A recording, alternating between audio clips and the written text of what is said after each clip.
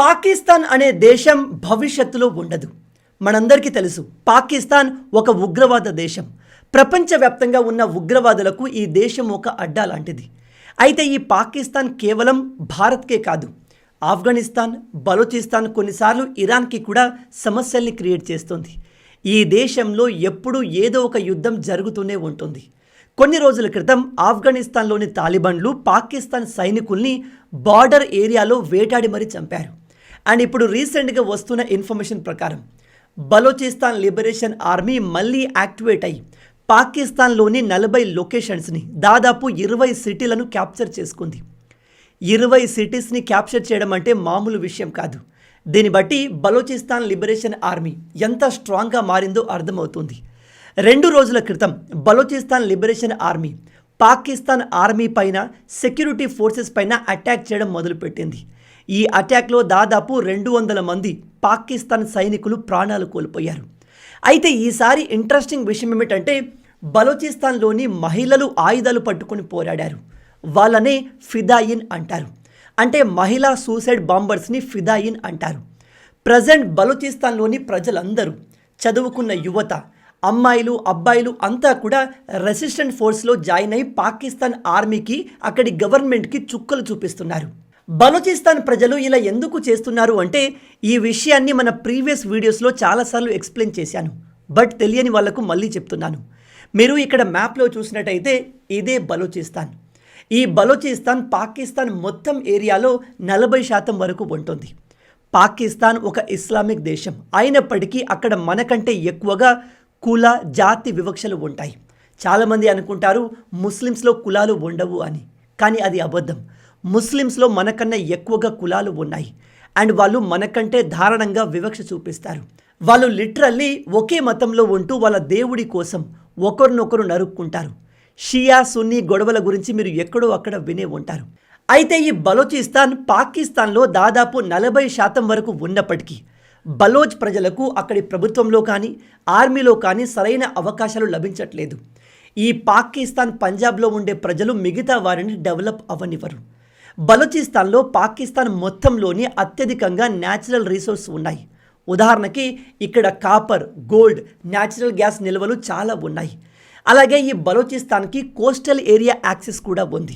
అయితే present Pakistan government ఈ ప్రాంతంలో ఉన్న వనరుల్ని దోచుకుంటుంది. కానీ అక్కడి ప్రజల్ని కానీ, అక్కడి ప్రాంతాలని కానీ డెవలప్ చేయట్లేదు. ప్రజెంట్ పాకిస్తాన్ గవర్నమెంట్ పైన పాకిస్తాన్ పంజాబ్ ఏరియా ప్రజల డామినెన్స్ ఉంటుంది. వాళ్ళు వేరే వాళ్ళని డెవలప్ కానివ్వరు. ప్రభుత్వ ఉద్యోగాలు, వ్యాపార అవకాశాలు అన్నిటినీ పంజాబ్లోని ప్రజలే వాడుకుంటారు తప్ప మిగతా వాళ్ళను ఎదగనివ్వరు. గత 40-50 సంవత్సరాల నుంచి ఇలాగే జరుగుతుంది. అందుకే ఈ బలూచిస్తాన్లోని ప్రజలు చివరికి విసిగిపోయి తిరుగుబాటు స్టార్ట్ చేశారు. పాకిస్తాన్ ఆర్మీ కూడా ఇక్కడి ప్రజల్ని అతి దారుణంగా హింస పెట్టేది. కారణం లేకుండా 100 మందిని ఊరికే చంపేసేవారు. అందుకే అక్కడి ప్రజల్లో తిరుగుబాటు మొదలై ఒక అతిపెద్ద ఆర్ముడ్ గ్రూప్ స్టార్ట్ అయింది. అదే బలూచిస్తాన్ లిబరేషన్ ఆర్మీ. వీళ్ళు ఇప్పుడు చాలా స్ట్రాంగ్గా మారారు. పాకిస్తాన్ మిలిటరీకి సమానంగా పోరాడుతున్నారు.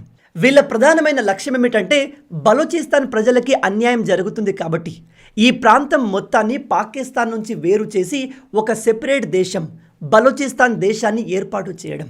ఇక్కడ ఇంకో ఇంట్రెస్టింగ్ విషయం ఏమిటంటే, మనందరికీ తెలుసు పాకిస్తాన్లో ఉన్న హిందువుల్ని అక్కడి ప్రజలు వేటాడి చంపేస్తారు, లేదా వాళ్ళను బలవంతంగా వాళ్ళ మతంలోకి మార్చుకుంటారు. హిందూ అమ్మాయిలను అయితే బలవంతంగా ఎత్తుకెళ్ళి పెళ్ళిళ్ళు చేసుకుంటారు, లేదా అత్యాచారాలు చేస్తారు. కానీ బలూచిస్తాన్లో ఇలాంటివి చాలా తక్కువగా జరుగుతాయి. మీరు నమ్మరు, ఇప్పటికీ బలూచిస్తాన్లో హిందువులు మిగతా ఏరియాల కంటే ఎక్కువగా ఉన్నారు.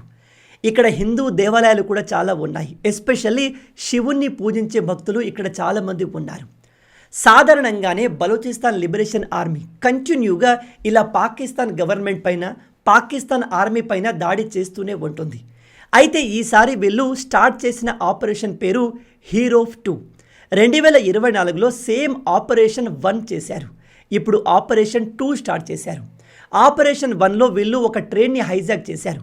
అప్పుడు 100 మంది పాకిస్తాన్ ఆర్మీని కూడా వీళ్ళు చంపేశారు. ఆ సమయంలో ఆ టాపిక్ పైన మనం వీడియో కూడా చేశాము. అయితే ఈసారి అటాక్ పెద్ద లెవెల్లో జరిగింది. దాదాపు 40 ప్రాంతాలు, 20 నగరాల్ని బలూచిస్తాన్ లిబరేషన్ ఆర్మీ తమ కంట్రోల్లోకి తీసుకుంది. అండ్ 200 కన్నా ఎక్కువ మంది పాకిస్తానీ సైనికుల్ని, సెక్యూరిటీ ఫోర్సెస్ని ఎలిమినేట్ చేసింది. ఇదంతా జరుగుతుంటే పాకిస్తాన్ మిలిటరీ అండ్ ప్రభుత్వం ఏం చేస్తున్నాయి అంటే వాళ్ళు కూడా కౌంటర్ అటాక్ స్టార్ట్ చేశారు. మనందరికీ తెలుసు పాకిస్తాన్ అబద్ధాలు చాలా పర్ఫెక్ట్గా చెప్తోంది. వీళ్ళు అక్కడి మీడియాను బాగా కంట్రోల్ చేస్తారు. గుర్తుపెట్టుకోండి, పాకిస్తాన్ మీడియా చెప్పే విషయాల్ని డైరెక్ట్గా ఎప్పుడు నమ్మకండి. ఎందుకంటే అక్కడి మీడియా కంప్లీట్గా మిలిటరీ కంట్రోల్లో ఉంటుంది. వాళ్ళు ఆపరేషన్ సింధూర్ సమయంలో కూడా మన ఫైటర్ జెట్స్ అన్నిటినీ కూల్చేశాము అని చెప్పారు. కానీ అది అబద్ధం. వీళ్ళు మాట్లాడే దేనికి ప్రూఫ్ ఉండదు, నోటికి వచ్చింది వాగేస్తారు. ఇప్పుడు కూడా అలాగే చేస్తున్నారు. ఇప్పుడు పాకిస్తాన్ ఆర్మీ చెబుతుంది వాళ్ళు మా ఆర్మీని చంపడం కాదు, మేమే బలూచిస్తాన్ లిబరేషన్ ఆర్మీకి చెందిన 150 మందిని చంపేశాము అని చెప్తున్నారు. ఇక్కడ క్లియర్గా పాకిస్తాన్ తమ ఫెయిల్యూర్ని దాస్తుంది, ఇన్ఫర్మేషన్ వార్ఫేర్ నడిపిస్తుంది. అలాగే పాకిస్తాన్పై ఎప్పుడు ఏ దాడి జరిగినా అక్కడి ప్రభుత్వం ఇండియాను బ్లేమ్ చేస్తుంది. ఇప్పుడు కూడా వీళ్ళు బలూచిస్తాన్ లిబరేషన్ ఆర్మీకి ఇండియా సపోర్ట్ చేస్తుంది. ఇండియా వెపన్స్ని ప్రొవైడ్ చేస్తుంది, ఫండ్స్ని ప్రొవైడ్ చేస్తుంది, ఇంటెలిజెన్స్ని ప్రొవైడ్ చేస్తుంది. అందుకే వాళ్ళు ఈ లెవెల్లో దాడులు చేయగలుగుతున్నారు అని చెప్తున్నారు. దీనికి భారత్ రెస్పాండ్ అవుతూ పాకిస్తాన్ చెప్పిన దాంట్లో ఎటువంటి నిజం లేదు, వీళ్ళు ప్రతిసారి ఇలా నోటికి వచ్చింది వాగి మమ్మల్ని బ్లేమ్ చేస్తారు. వీళ్ళ దగ్గర ఎటువంటి ప్రూఫ్స్ ఉండవు, ఎవిడెన్స్ ఉండవు. అందుకే మేమే కాదు, ఈవెన్ ఇంటర్నేషనల్ మీడియా కూడా ఈ పాకిస్తాన్ని సీరియస్ తీసుకోదు అంటూ బ్రూటల్గా రీప్లై ఇచ్చింది. ఇది నిజం కూడా. మన ఇండియా ఏదైనా చెబితే దానికి ఒక క్రెడిబిలిటీ ఉంటుంది. ఉదాహరణకి పెహల్గామ్లో దాడి జరిగినప్పుడు మనం వెంటనే పాకిస్తాన్ని బ్లేమ్ చేయలేదు. ఆ దాడి వెనుక పాకిస్తాన్ ఉగ్రవాదుల హస్తం ఉంది, పాకిస్తాన్ మిలిటరీ హస్తం ఉంది అని చెప్పే అన్ని రకాల ఎవిడెన్స్, ప్రూఫ్ చూపిస్తూ అప్పుడు మనం ఆ కంట్రీని బ్లేమ్ చేశాము, ఆ తర్వాత యుద్ధాన్ని చేశాము. అలాగే రీసెంట్గా ఢిల్లీలో బాంబ్ బ్లాస్టులు జరిగాయి. మన భారత్ అఫీషియల్గా ఇప్పటికీ పాకిస్తాన్ పేరును తీయలేదు. ఇదంతా చేయించింది పాకిస్తాన్, ఐఎస్ఐ అండ్ ఉగ్రవాదులు అని మనకు తెలుసు. కానీ ఎవిడెన్స్లు దొరికితేనే మన ఇండియా క్లియర్గా వేరే కంట్రీ పేరును తీస్తుంది. ఈ దాడులు చేసిన వాళ్ళు పాకిస్తాన్ ఉగ్రవాదులతో కనెక్షన్లో ఉన్నారు. వాళ్ళను ట్రైన్ చేసిందే పాకిస్తాన్ ఉగ్రవాదులు. ఈ విషయం మనకు తెలుసు. కానీ పాకిస్తాన్ గవర్నమెంట్ కూడా ఇందులో ఇన్వాల్వ్ అయినట్టుగా మనకు సాలిడ్ ఎవిడెన్స్ కావాలి. దానికోసం భారత ప్రభుత్వం ప్రజెంట్ వెయిట్ చేస్తుంది. అంతేకాని దాడి జరిగిన వెంటనే వేరే కంట్రీ పేరు తీయడం సరికాదు. ఇలా చేస్తే ఫ్యూచర్లో ఆ కంట్రీకి క్రెడిబిలిటీ ఉండదు. వాళ్ళు చెప్పింది ఎవ్వరూ నమ్మరు. ప్రజెంట్ పాకిస్తాన్ పరిస్థితి అలాగే ఉంది. ఈ పాకిస్తాన్ తమ దేశంలో ఏం జరిగినా, ఎటువంటి దాడులు జరిగినా వాళ్ళు ప్రతిసారి ఆఫ్ఘనిస్తాన్ని, ఇండియాను బ్లేమ్ చేస్తారు. అలా చేసి వీళ్ళు చాలాసార్లు ఎక్స్పోజ్ కూడా అయ్యారు. అయినా కూడా వీళ్ళ బుద్ధి మారదు. నిజానికి పాకిస్తాన్ ఆర్మీ తమ సొంత దేశంలో సొంత ప్రజలపై చేసిన అకృత్యాలకు ఇప్పుడు అనుభవిస్తున్నారు. ఈసారి Balochistan liberation army Pakistan army పైన గెలిచింది అనే చెప్పాలి. ఎందుకంటే వీళ్ళు చాలా తెలివిగా ఫీమేల్ సూసైడ్ బాంబర్స్, ఫిదాయిన్స్ని యూజ్ చేశారు. మీరు ఇక్కడ చూడవచ్చు. ఈ మహిళలు ఎంతో ధైర్యంగా తమ ప్రజల కోసం, తమ హక్కుల కోసం పోరాడి ప్రాణాలు కోల్పోయారు. ఇక్కడ బలూచిస్తాన్ లిబరేషన్ ఆర్మీ ఈ అటాక్లో ఫీమేల్స్ని యూజ్ చేయడంతో ఈ న్యూస్ వరల్డ్ వైడ్గా ట్రెండ్ అయింది. ఇప్పటి వరకు బలూచిస్తాన్పై జరుగుతున్న అన్యాయాల గురించి తెలియని వాళ్ళకు కూడా ఈ న్యూస్ రీచ్ అయింది. అండ్ ఈ అటాక్ తర్వాత చైనా ఈ బలూచిస్తాన్లోని గ్వాదర్ పోర్ట్లో చేస్తున్న పనులన్నింటినీ కంప్లీట్గా ఆపేసింది. గ్రౌండ్ వర్క్ మొత్తాన్ని సస్పెండ్ చేసేసింది. ఇక్కడ చైనా ఏం చేస్తుంది అంటే CPEC, China Pakistan economic corridor agreement అండర్లో చైనా ఏమనుకుంది అంటే పాకిస్తాన్లో భారీగా ఇన్వెస్ట్ చేసి అక్కడ తమకు కావాల్సిన ఇన్ఫ్రాస్ట్రక్చర్ డెవలప్ చేసి ఇండియాను ప్రెజరైజ్ చేయొచ్చు అనుకుంది. ఒకవైపు పాకిస్తాన్, ఇంకోవైపు బంగ్లాదేశ్ అండ్ పైనుంచి చైనా, ఇలా అన్ని వైపులా ఇండియాను సరౌండ్ చేసి ఇండియన్ ఓషియన్లో డామినెన్స్ మెయింటైన్ చేయొచ్చు అని చైనా అనుకుంది. కానీ గత కొన్ని సంవత్సరాలుగా పాకిస్తాన్లో పనిచేస్తున్న చైనీస్ ఇంజనీర్స్ అండ్ వర్కర్స్ పైన ఈ బలూచిస్తాన్ ఆర్మీ ఎంతగా అటాక్ చేసింది అంటే ఈ చైనీస్ వర్కర్స్ అందరూ అక్కడి నుంచి పారిపోయారు. చైనా బలూచిస్తాన్ ప్రాంతంలో పాకిస్తాన్ మిలిటరీ పర్మిషన్తో మైనింగ్ చేసి అక్కడి నుంచి వనరుల్ని దోచుకుందాము అనుకుంది. కానీ బలూచిస్తాన్ లిబరేషన్ ఆర్మీ అలా జరగనిచ్చేలా లేదు. మీకు గుర్తుందా, రీసెంట్గా ట్రంప్ కూడా, అంటే అమెరికా కూడా పాకిస్తాన్తో ఒక అగ్రిమెంట్ చేసుకుంది. అందులో అమెరికన్ ఆయిల్ కంపెనీలు పాకిస్తాన్కి వచ్చి డ్రిల్లింగ్ చేసి ఆయిల్ని బయటకు తీస్తాయి అని ఉంది. కానీ అది కూడా జరిగేలా కనిపించట్లేదు. ఎందుకంటే పాకిస్తాన్లో ఉన్న వనరులన్నీ కూడా బలూచిస్తాన్ ప్రాంతంలోనే ఉన్నాయి. అండ్ ఈ బలూచిస్తాన్ ప్రజలకి తమ వనరుల్ని ఇతరులు దోచుకోవడం ఏమాత్రం ఇష్టం లేదు. ఈవెన్ పాకిస్తాన్ గవర్నమెంట్ని వాళ్ళు అక్కడికి అలో చేయరు. అలాంటిది రేపు అమెరికన్ కంపెనీస్ వస్తే వాళ్ళపైన ఎలాంటి దాడులు జరుగుతాయి, మరి అప్పుడు అమెరికా ఏం చేస్తుంది, ట్రంప్ ఎలా రియాక్ట్ అవుతాడో మనం వేచి చూడాలి. కొన్ని రోజుల క్రితం పాకిస్తాన్ పైన మనం ఆపరేషన్ సింధూర్ చేశాము.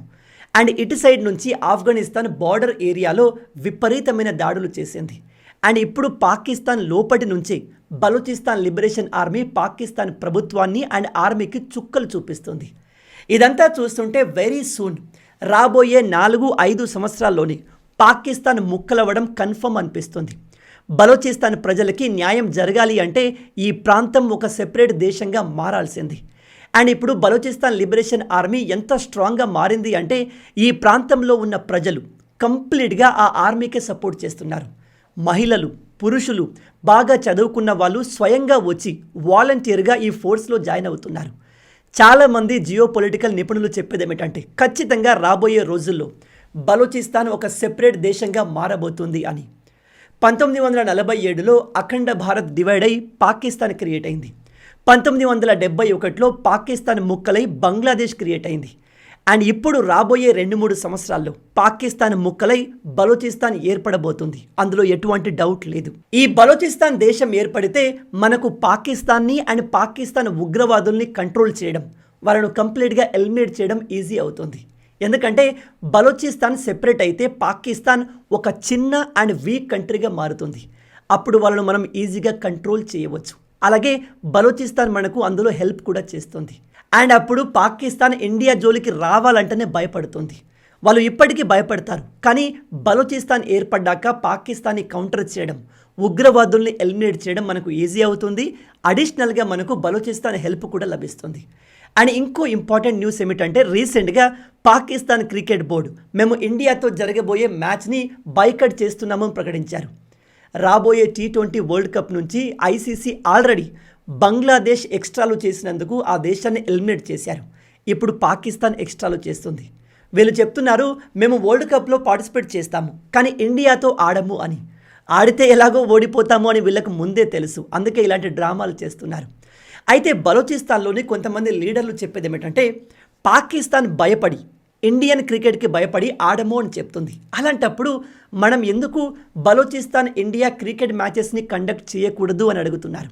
నిజం చెప్తున్నాను, India Balochistan cricket matches start అయితే పాకిస్తాన్ కోర్ నుంచి షేక్ అవుతుంది. కానీ మన ఇండియా దానికి ఒప్పుకోకపోవచ్చు. అలా జరిగితే చైనా, అమెరికా అండ్ ఇతర దేశాలు కూడా ఈ ఇష్యూలో ఇన్వాల్వ్ అవుతాయి. బట్ పాకిస్తాన్ ఎక్స్ట్రాలు చేస్తే బలూచిస్తాన్ని మనం ఒక సెపరేట్ దేశంగా రికగ్నైజ్ చేసి భవిష్యత్తులో మ్యాచెస్ని కండక్ట్ చేసే అవకాశం ఖచ్చితంగా ఉంది. అయితే పాకిస్తాన్ ఇప్పుడు ఎందుకు భారత్తో క్రికెట్ ఆడము అని చెప్తుంది? ఓడిపోతాము అనే భయమా, లేదా కావాలని వీళ్ళు కాంట్రవర్సీ క్రియేట్ చేస్తున్నారా? ఆల్రెడీ రీసెంట్గా ICC ఇండియన్ క్రికెట్ కౌన్సిల్ ఎక్స్ట్రాలు చేస్తే మిమ్మల్ని కూడా బంగ్లాదేశ్ లాగా వరల్డ్ కప్ నుంచి తొలగిస్తాము అని పాకిస్తాన్కి వార్నింగ్ ఇచ్చింది. అయినప్పటికీ ఇప్పుడు పాకిస్తాన్ ఇలాంటి ఎక్స్ట్రాలే చేస్తుంది. మరి ఇప్పుడు పాకిస్తాన్ని ICC వరల్డ్ కప్ నుంచి తొలగిస్తుందా లేదా అనేది మనం వేచి చూడాలి. ఇక్కడ ఏం జరిగితే బాగుంటుంది? ICC పాకిస్తాన్ని తొలగిస్తే బెటరా, లేదా పాకిస్తాన్ని వరల్డ్ కప్లో ఉంచాలా? మీ ఆలోచనల్ని, ఐడియాస్ని కింద కామెంట్లో చెప్పండి. మొత్తంగా ఇవే ఈ వీడియోకి సంబంధించిన పూర్తి విషయాలు. ఈ వీడియో మీకు నచ్చింది అనుకుంటున్నాను. నచ్చితే వీడియోని లైక్ చేయడం మర్చిపోవద్దు. మన తెలుగు యువతను ఎంత వీలైతే అంత దేశభక్తులుగా మార్చాలి అనే మిషన్తో పనిచేస్తున్నాము. మన ఛానల్ని సబ్స్క్రైబ్ చేసుకొని ఆ మిషన్లో మీరు భాగం అవ్వండి. రాబోయే వీడియోలో ఇంకో ఇంట్రెస్టింగ్ టాపిక్తో మళ్ళీ కలుద్దాం. అంటిల్ దెన్, జై హింద్, జై భారత్, భారత్ మాతాకి జై.